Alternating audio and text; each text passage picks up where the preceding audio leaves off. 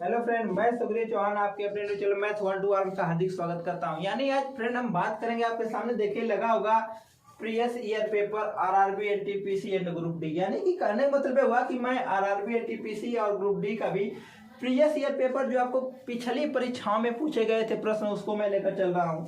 यानी कैसे कैसे सवाल पूछे गए थे, कैसे नहीं, उसी को लेकर मैं अच्छे तरीके लेकर आज आया हूँ। तो फ्रेंड देख रहे हैं क्या ना कि आपका जो आरआरबी एनटीपीसी ग्रुप डी का पेपर जो पोस्टपोन हो गया था, कुछ बच्चों ने पढ़ाई अपनी क्या कर दिया, बंद कर दिया कि जब डेट आएगी तो तब तैयारी करेंगे। फ्रेंड मैं आपसे बता रहा हूं कि अगर आप ये सब सोचेंगे तो आपका पूरा एकदम नुकसान हो जाएगा। आप जो क्या होगा कि आप तैयारी नहीं कर पाएंगे। अपनी तैयारी को आप जारी रखिए, पेपर कब कराए कब नहीं कराए उससे आपसे मतलब नहीं है, लेकिन आपने जो तैयारी आपने स्टार्ट किया था उस तैयारी को बंद मत कीजिए। अगर आप तैयारी बंद कर देंगे तो फिर आपको जीरो से स्टार्ट करना पड़ेगा। तो फ्रेंड मैं ज्यादा न बात करते हुए आज का पहला क्वेश्चन लेकर चल रहा हूं। लेकिन फ्रेंड आपसे आगे बढ़ने से पहले आपसे रिक्वेस्ट है कि यदि आप हमारे चैनल पर नए तो चैनल को सब्सक्राइब करें, वीडियो को लाइक करें और कमेंट करके बताएं वीडियो आपको कैसी लग रही है। फ्रेंड अगर आप हमारे चैनल को सब्सक्राइब कर लेंगे तो आपको जितने भी मैं वीडियो डालूंगा आपको नोटिफिकेशन मिल जाएगा और आप क्या करेंगे, आसानी से क्वेश्चन क्या कर सकते हैं, सॉल्व कर सकते हैं। तो आपके सामने मैं आपका पहला क्वेश्चन लेकर चल रहा हूँ जो आपको स्क्रीन पे दिखाई देगा। आपके सामने फ्रेंड आज का पहला क्वेश्चन है, वेरी गुड। देखिए क्या है, एक कार्य को कुछ व्यक्ति 100 दिन में पूरा कर सकते हैं, ठीक है। यदि 10 आदमी कम होते तो यह कार्य 10 दिन ज्यादा में पूर्ण होता। तो पूछा है कि प्रारंभ में कितने आदमी थे। यानी सवाल अच्छा है, दिया क्या है, हमको पता कुछ नहीं है तो मान लेते हैं, माना प्रारंभ में एक्स व्यक्ति थे, एक्स व्यक्ति थे। कितने दिन में कर रहे हैं, 100 दिन। समय कितना लग रहा है, 10 दिन, 100 दिन, ठीक है। यानी यदि मैं कह सकता हूं कि यानी m1 का मान आपका कितना हो गया x, d1 का मान कितना हो गया आपका 100। क्लियर हो गया। अब कह रहा है कि 10 आदमी कम होते, तो यानी कि पहले आदमी कितने थे, x यानी व्यक्ति, अब आदमी 10, यानी m2 का मान कितना हो जाएगा, x माइनस का आपका हो गया 10। और जो कार्य हो रहा था पहले 100 दिन में हो रहा था, अब हो रहा है 10 दिन ज्यादा, मतलब 110 दिन, 110 दिन। क्लियर हो गया। अब आपसे पूछा क्या है कि प्रारंभ में कितने आदमी थे। बस फार्मूला आपको बता दे रहा हूं, होता है m1 d1 बराबर m2 d2। m1 का मान क्या रखा आपने x, d1 का मान कितना रखा 100, m2 का मान कितना है x माइनस 10 और d2 का मान कितना है 110। एक जीरो से एक जीरो हमने क्या किया, उड़ा दिया। एक कितना हो जाएगा 10x बराबर, गुणा कर लीजिए कितना आ जाएगा 11x माइनस 11 दाम 100 करे, यह कितना जाएगा 110 हो गया। उधर भेज दीजिए तो 11x माइनस 10x बराबर 110। 11 से 10 घटा कितना बचेगा, x बराबर कितना हो जाएगा 110 हो गया। यानी आपसे जो सवाल पूछा था फ्रेंड कि यानी कि एक कार्य को कुछ व्यक्ति 100 दिन में कर सकते हैं, यदि 10 आदमी कम होते तो यह कार्य 10 दिन ज्यादा में पूर्ण होता। तो प्रारंभ में कुल कितने आदमी थे। हमने माना कि प्रारंभ में कुल s व्यक्ति थे, समय 100, m1 का मान s, d1 का मान 100 हमने माना। फिर m2 कह रहा है कि 10 व्यक्ति कम होते तो यानी x माइनस 10, काम 10 दिन में ज्यादा पूर्ण होता है तो 110। फार्मूला क्या होता है m1 d1 बराबर m2 d2। सॉल्व कर लिया कितना हो जाएगा 110। तो जो प्रारंभ में व्यक्ति थे कितने थे, 110 व्यक्ति थे। फ्रेंड आपके सामने अगला क्वेश्चन लेकर चल रहा हूं जो आपके स्क्रीन पे दिखाई देगा। फ्रेंड आपको समझना साथ है कि एक व्यक्ति ने एक घड़ी 400 रुपया में क्या किया, खरीदा, और उसको मतलब जाना था पंजाब, उसके पास पैसे की कमी हो गई। तो उसने क्या किया, उसे 15 पैसा तथा 10% की छूट पर बेच दिया। पहला कहा कि चलो भाई मैं तुम्हें 15% छूट पर देता हूँ, गाड़ी को ले लो। तो उसने कह दिया नहीं भैया मैं 15% छूट पे नहीं लूंगा। अच्छा कह रहा कि एक काम कर 10% का और छूट पे बेच ले। तो उसने कहा कि 10% छूट पे उसको बेच दिया। तो मतलब वह घड़ी कितना में बेचा, ठीक है, मतलब कहने का मतलब उसको जाना था पंजाब। तो उसने क्या किया कि किसी के पास गया, कह रहा भैया देखो घड़ी मैं कितना में खरीदा हूँ, 400 में। कितना खरीदा हूँ, 400 में। तो एक काम करो कि 1 महीने की पुरानी है, इसको मैं कह रहा हूँ कि तुमको 15% डिस्काउंट पे दे रहा हूँ, मतलब 15% डिस्काउंट पे तुम घड़ी क्या करो, खरीद लो। तो दूसरा व्यक्ति का एक काम कर भैया कि 10% और छूट दे दे, उसके बाद ले ले पैसा। तो भाई उसको मजबूरी थी, जाना था पंजाब। तो उसने क्या किया, उस घड़ी का चल ठीक है 10% और छूट में दे दे। तो वो पूछ रहा है कि उस व्यक्ति ने घड़ी कितने रुपए में उसको बेच दी। करना कुछ नहीं, कितना खरीदा, 400 में। हाँ, विक्रय मूल्य बताओ। विक्रय मूल्य यहाँ से फ्रेंड डायरेक्टली निकाल सकता हूँ, हमको कुछ करने की डायरेक्टली निकालिए। 400 में तो 15% की पहले डिस्काउंट दिया ना, तो बेचा कर रुपया में 85% पे। तो गुड़े कितना, 85 बटा कितना, 100।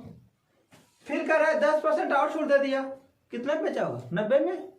कितना गुड़े 90 बटा कितना पड़ जाएगा, 100। ले हुआ 1 0 1 0 1 0 हो गया। 2 से काटे, 2 दूना का 4, 2 5 10, 15 17 85 हो गया। बचा कितना आपका, 2 गुड़े 17 गुड़ा का 9, 17 दूना 34 गुड़ा का 9, 9 चौके 36 को 6, 9 3 27 3 30। यानी फ्रेंड यानी कि जो घड़ी का विक्रय मूल्य था 306 रुपया था। यानी आपसे पूछा था कि एक व्यक्ति ने एक घड़ी 400 रुपये में खरीदी, उसने उसे 15% तथा 10% की छूट पर बेचा, घड़ी का विक्रय मूल्य क्या होगा।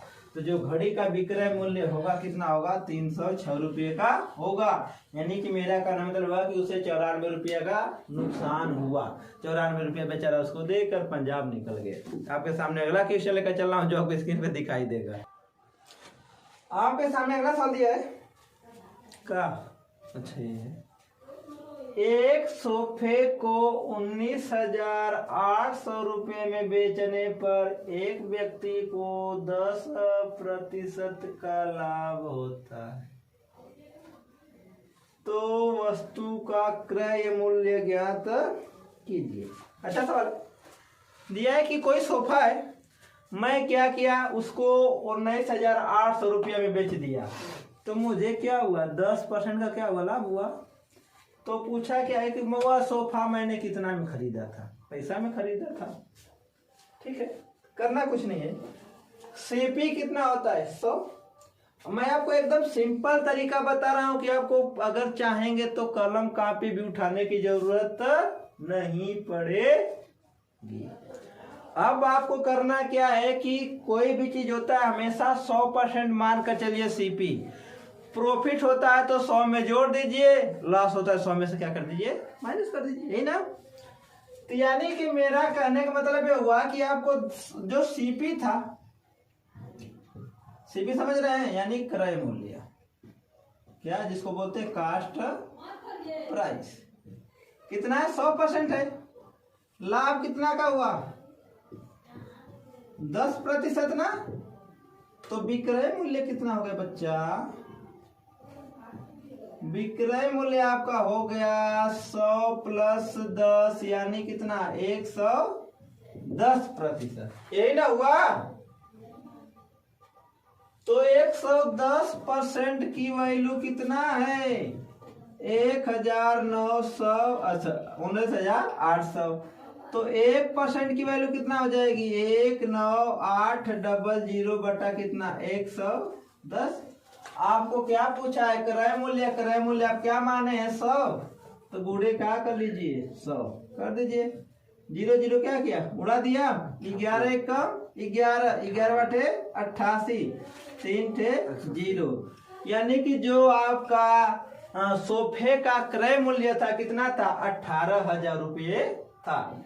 यानी कहने मतलब हुआ कि पूछा एक सोफे को 19,800 रुपये बेचने पर एक व्यक्ति को 10% का लाभ होता है तो वस्तु का क्रय मूल्य ज्ञात कीजिए।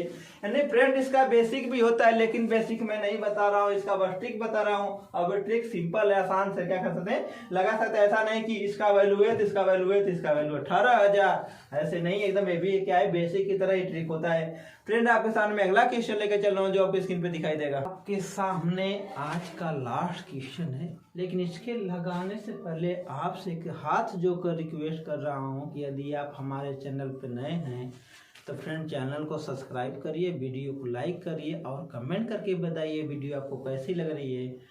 फ्रेंड सब्सक्राइब कर लेंगे तो आपको जो भी मैं वीडियो डालूंगा, जो भी कंटेंट डालूंगा, वो आपको सबसे पहले प्राप्त होगा। फ्रेंड आप सवाल की बात करते हैं कि एक दुकानदार ने एक रेडियो को 10% लाभ पर तथा दूसरी को 10% हानि पर बेच दिया, उसे कितने प्रतिशत का लाभ या हानि हुआ? तो आप एक बात नोट कर लीजिए कि अगर जितने परसेंट का लाभ हो रहा है, अगर उतने ही परसेंट की अगर हानि पर बेचेगा तो हमेशा क्या होगा, हानि होगा। ठीक है, ध्यान रखिए। यानी कि यहाँ पे 10% का लाभ हो रहा है और यहाँ पे 10% की हानि हो रही है। ठीक है, तो पहले मैं आपको सिंपल भाषा में बता दे रहा हूं कि आप याद कर लीजिए कि ऐसी कंडीशन में कभी प्रॉफिट हो ही नहीं सकता, हमेशा क्या होगा, लॉस होगा। तो इसका बेसिक भी होता है, तो मैं इसका बेसिक आपको नहीं बता, इसका ट्रिक बता रहा हूं, करना क्या आपको है। 10 है ना, एक फार्मूला होता है, उसको मैं बता देना चाहता हूँ। एक होता है x plus y minus x y अपन क्या होता है, 100 होता है। ठीक है, x मतलब पहली वृद्धि या हानि, y मतलब पहली वृद्धि या हानि माइनस एक्स वाई, यानी 10 प्लस कितना, सॉरी माइनस तक हानि और ये ना क्या माइनस होगा। ठीक है, और प्लस माइनस साइन माइनस होता है, तो 10 माइनस 10 गुणे 10 बटा आपको कितना हो जाएगा, 100 हो जाएगा। तो -10 प्लस 10 क्या कट गया, बचा कितना, -10 गुणे 10 बटा कितना बचा, 100 बचा, माइनस कितना हो जाएगा 100 और बटा कितना आ जाएगा 100। तो 100 से 100 क्या हो गया, कट गया, क्या बार में, एक बार में माइनस साइन आया। तो ध्यान रखिएगा यदि साइन माइनस में आता है तो क्या होता है, हमेशा क्या होगा, हानि होगा। यदि साइन नहीं क्या आएगा, प्लस में आएगा तो क्या होगा, प्रॉफिट होगा। तो फ्रेंड देख रहे हैं कि हम बहुत सिंपल सवाल आ लिया, जो आपका RRB NTPC previous year paper दिया फ्रेंड, मैं उसी को करा रहा हूं। यदि आपको विश्वास नहीं होगा तो मैं आपको उसकी बुक भी दिखा दूंगा कि बुक कौन सी है। यानी ये ध्यान रखिए कि ये बस आरआरबी एनटीपीसी ग्रुप डीए के लिए नहीं, जो टेट की तैयारी कर रहे हैं, जो सुपर टेट की तैयारी कर रहे हैं, एसएससी की तैयारी कर रहे हैं, किसी भी एग्जाम की अगर वो वनडे एग्जाम की तैयारी कर रहे हैं फ्रेंड, वो सबके लिए जो सवाल मैं करा रहा हूँ हेल्पफुल होगा। अगर आपको विश्वास नहीं होगा तो आप टेट का पेपर उठाइए, सीटेट का उठाइए, एसएससी का उठाइए, एमटीएस का उठाइए, यूपीपी का उठाइए, सवाल आपको एग्जाम में देखने को मिलेंगे नहीं। तो फ्रेंड आगे बढ़ने से पहले एक बार और आपसे रिक्वेस्ट है कि हमारे चैनल को सब्सक्राइब करें, वीडियो को लाइक करें और कमेंट करके बताइए वीडियो आपको कैसी लगी। तब तक मैं आपको मिलता अगली वीडियो में, तब तक के लिए जय हिंद जय भारत।